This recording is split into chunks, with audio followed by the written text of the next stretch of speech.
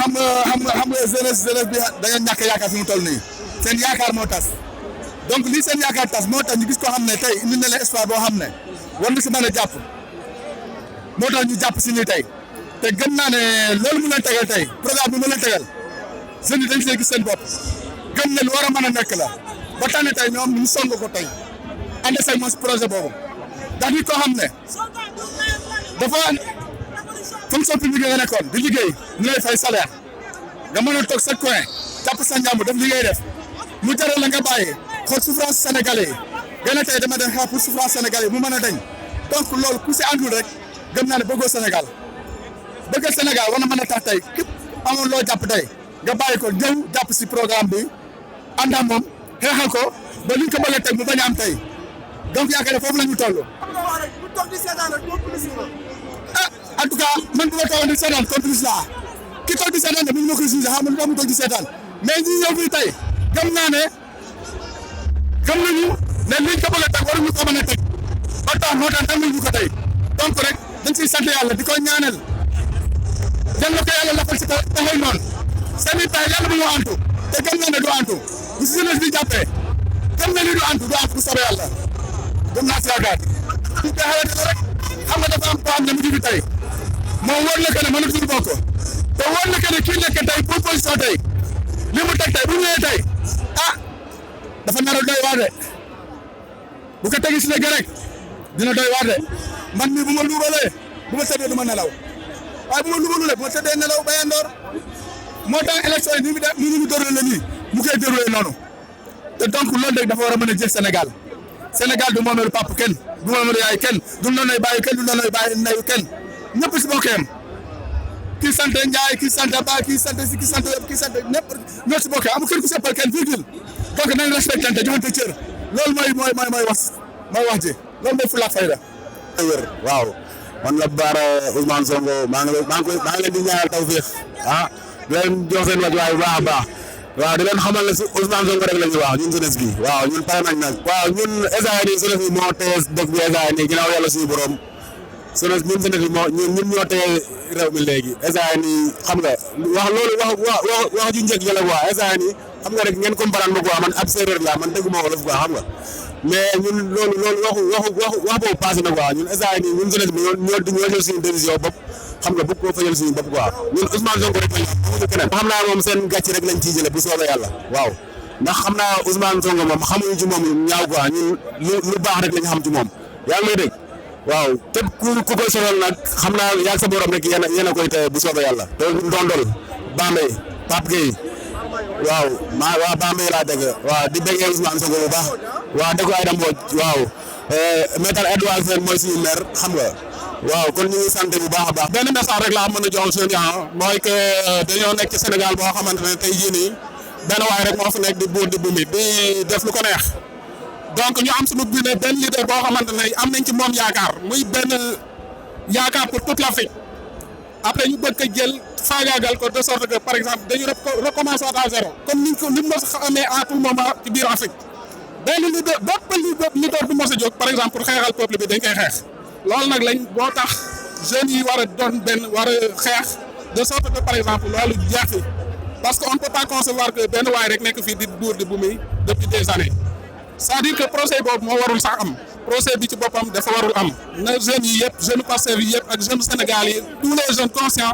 nañ fagaru waajal affaire bi xam ne kii benn procès du fi am parce que procès warta mën a am quoi ci condition yii amuñu benn élément bu war a mën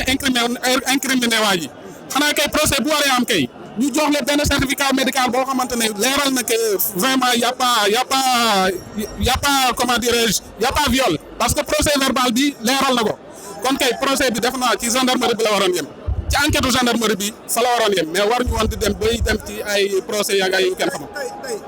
Macky nee na du fi amoon du fi amaat yow ban message nga koy envoyé. bon li may wax Macky Sall mooy parce que xamul une jeunesse unie et déterminée.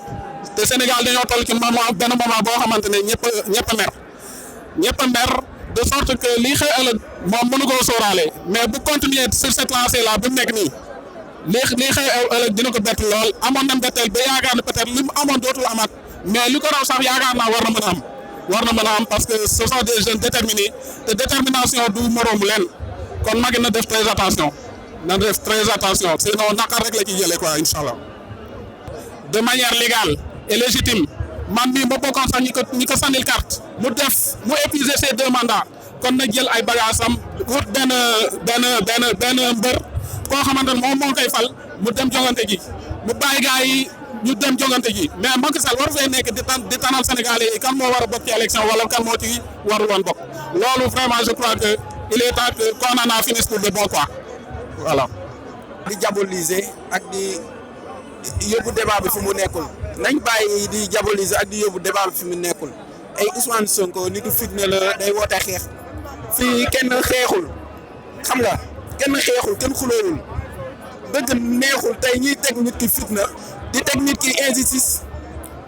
mënul wax mënul def dara su wootee manifestation ngeen ne day woote xeex ak ay day woote xuloo non non dëkk bi ñun ñëpp ñoo ko moom nañuy wax dëgg fii amul neutre nañuy wax dëgg xam nga mais ay neutre dama noppi fii xam dëgg wala noppi xam li xew noppi moo fi nekk xam nga mais nañuy wax dëgg réew mi ñun ñëpp ñoo ko bokk ñun jeunesse dañoo bëgg Ousmane Sonko te mooy nekk suñu candidat par la force. ñii ñëpp ñu am si moom espoir tey jii nii dañ koy gàllankoor loolu mënul nekk quoi parce que lii rek wan na la misaal ne tey jii nii gan gi buñ ko bëggee def dara tey jii nii réew mi dina am loo xam ne dañ fa jëm te loolu du nekk lu ñu gënal quoi te bu ma sañoon tey jii nii lii nii ñu xool nan lañ koy defee ba ñoom ñu tegg seen tànk xam nañ ne 2024 tey jii nii moom pare na si yéen sax muy waxee waxu 3e mandat parce que waxuma ko man 3e mandat du ma si wax sans commande parce que moom su wàllu boppam moom xam na ne tey jii nii moom du moom la ñuy déglu luñ ku ñu doon déglu tey jii nii moom wax na tey jii nii 3e mandat amu fi quoi te que moom la ñuy déglu Sénégal nag nañ jéem a bàyyi de ñu naan kenn nit la ñuy déglu loolu si erreur lañ nekk quoi tey parce que loolu noonu tey jii nii loolu mooy taaral lépp mosoo gis ba réew ñu naan kenn nit la ñuy déglu mu naan ay day def 3e wala 4e non non amul fenn quoi. léegi nag 2024 incha allah ñu focus si lii nii mooy tey jii nii Ousmane Sonko président Ousmane Sonko ñu focus si 2024 ñu xool nan la ñuy taxawee ñu jéem a tey jii nii xam nga jox ko réew mi mu defaral ñu ko parce que ñun dañoo perdre espoir quoi su moom rek lañ dese te yàlla xam na ne tey jii bu ñu échecee si moom laa la wax nii ah man de xaw ma quoi mais lu ma jot a xam tey jii ak tuut ak politique bu ñu échecee yàlla xam na ne ah néew dootuñu amaat tey jii benn espoir bu mel ni kon moom de mais tellement que dina yàgg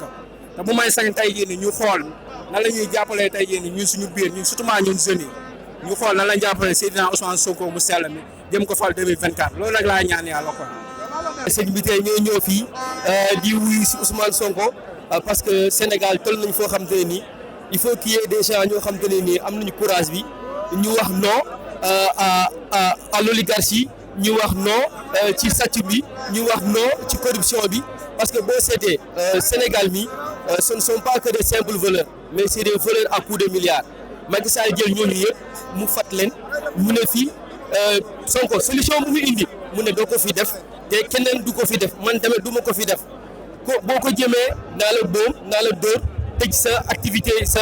activiste yëpp boo seetee nit yi ñuy boom c'est des gens épris de valeur les gens yoo xam te ni nii ils combattent l'injustice mais Macky il fait abstraction de tout cela il emprisonne les gens comme ça sans raison te les grands voleurs les grands criminels il les couvre on dirait que fii comme ni ñu ko waxee justice à 2 mesures 2 poids 2 mesures mais loolu kan lay jeex Sonko moo ñu indi solution boo xam te ne nii africain mun na gëm boppam mu dak complexité cognitive loolu yëpp mëntu ni ko africain mun na am na sañ-sañ am na mën-mën léegi lan moo ko fi desee dañuy complot rey suñu nit yëpp les grands sauveurs ont été tués par des frères africains loolu pour mu dañ ñun africains yi kenn mu jógee si Europe ñoo defal Afrique te Sonko loolu lay prôné parce que c'est quoi tu n'es pas fort parce que tu soulèves de grosses artères tu es fort parce que tu résistes et Sonko il appelle à la résistance même pacifique bon après qu'est-ce qu'il va rester à faire c'est nous poser de grands actes boo xam te ne ni dina mën a décanter la situation il s'agit pas d'aller s'attaquer à la gendarmerie bien quoi mais il faut s'autoproclamer de dire non ça suffit il faut que ça cesse population moo tax ñu jóg ñoo magnifier ko ñoo accompagner ko moom moo njëkk a woo population yi ginnaaw yàlla yéen laa yaakaar ñun tamit ñu ne ko Sonko du ñu la bàyyi du ñu la seetaan ñu ngi ci combat bi et on ira au bout avec toi ou sans toi combat bi dina continuer Macky Sall lan la war a xam population bi lu ñuy défendre ni Sonko c'est sûr et certain qu'il y aura affrontement il y aura forcément des pertes de vie. Sonko, il évite à tout prix. Mais Macky, non, il s'entête, il veut engager le combat. Mais cette fois-ci, ça ne va pas être le combat. Voilà. On a nos moyens, on a des choses à faire valoir. Il faut y aller doucement, doucement. Mais le dernier combat, nous, on le prépare très bien. Moi-même, j'y serai dedans. Personne ne va me le raconter. Voilà. Merci et je vous souhaite bon courage. waaw ñun jàmm lañ woote quoi fair play lañ woote bëgguñu benn ayil bu lañ bëggul fii dégg nga waaw ñu ngi wax ñëpp gars yi lañ def ko si jàmm waaw maa ngi lay dégg waaw. procès bii ñu bëgg a jël. waaw pour gàncaxal. benn nit waaw ak ñi nga xam ne ay sénégalais lañ. beneen jeunesse bi bu ñu topp Sonko. si lu muy woote. loolu ñooñu lan nga leen di wax. non pour ma tontu la si loolu man gëmuma procès bi moom du am man gëmuma ko quoi te Macky Sall na xam ne dafa jeexal tàkk la def dafa jeexal na bàyyi ñu doxal 2024 ñu doxal jàmm am quoi sinon mooy loolu. léegi. waaw jeunesse bi ñuy wax bu leen génn. waaw bu leen déglu Sonko. waaw lan nga leen di wax. mais lii firndeel na ko xoolal. non non jeunesse bi yëpp ñu ngi fi. oui ma fii mënuñu téye kenn. mais léegi. waaw. bu ma lay laaj en tant que sénégalais. waaw. ba li nga gisee réew mi mu koy doxee. waaw. dina trouve normal ou normal. mais kan mooy trouve réew mi normal. réew mi normal adduna bi yëpp xam nañu réew mi normal mu ne justice zéro justice mosu fi am mu sell mi daal lañ yaakaar justice am fi su ñëwee 2024 incha allah justice dina am réew mi naat Sénégal jëm kanam incha allah. nañ sawar si wax parce que bu njëkk jeunesse bi yëpp dañoo toogoon seen kër bàyyi ay cancre jiite ñu bàyyi ay nit yoo xam ne dañoo yaakaar ñoo ñëpp xel te ñun ñu toog suñu kër yi ñoo leen gën a yeewu mais président Ousmane Sonko daa ñëw taal suñu xel yi comprendre ñun ñëpp comprendre enjeu yi ñun ñii ñëpp ku si ne mënoon ngaa dem nekk ci li nga war a nekk ak yooyu mais dañoo ñëw pour xeex pour Sénégal jëm kanam dañoo ñëw pour xeex pour Sénégal mën a avancer.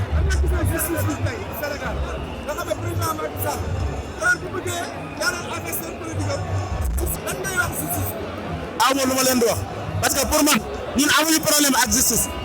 Macky Sall dossier bi du dossier wu justice ak Ousmane Sonko dossier wu Ousmane Sonko la ak Macky Sall def na ko ñaari yoon mu neex nag mais ñetteel bi moom na ko leer ni du demee noonu waaw.